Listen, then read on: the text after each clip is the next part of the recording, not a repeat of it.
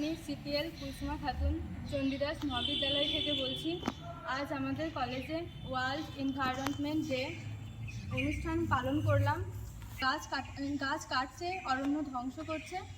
তার কারণ হচ্ছে যে তারা চায় বৃহৎ অট্টালিকা বানাতে, কিন্তু গাছ কাটার জন্য যে কী পরিমাণে ক্ষতি হচ্ছে তা আমরা জেনেও না জানার ভান করে বসে আছি।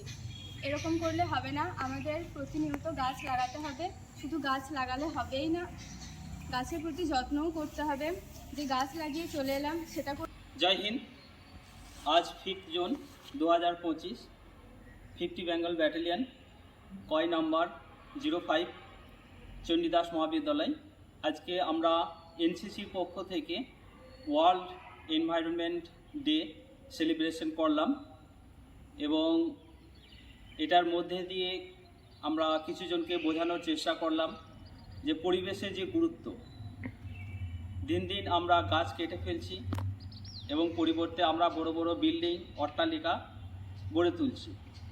তো পরিবেশ আমাদের খুবই প্রয়োজন আস্তে আস্তে, কারণ আমরা জানি গ্রীষ্মের সময় যেই তাপমাত্রা সেটা বছরের পর বছর সেটা বৃদ্ধি পাচ্ছে। একটাই কারণ, আমরা গাছ লাগাই না, পরিবর্তে কি করছি, আমরা যে বন্য রয়েছে বা অরণ্য রয়েছে বা গাছ রয়েছে সেগুলোকে আমরা ধ্বংস করছি।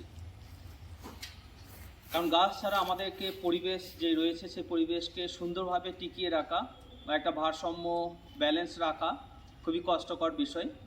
তো প্রত্যেকটা জনগণকে, বিশেষ করে যারা এনসিসির ক্যাডেট রয়েছে সেই ক্যাডেটদেরকে প্রচার করতে হবে, জনগণদেরকে সচেতন করে তুলতে হবে যাতে পরিবেশটাকে আরও সুন্দরভাবে গড়ে তোলা যায়। জয় হিন্দ।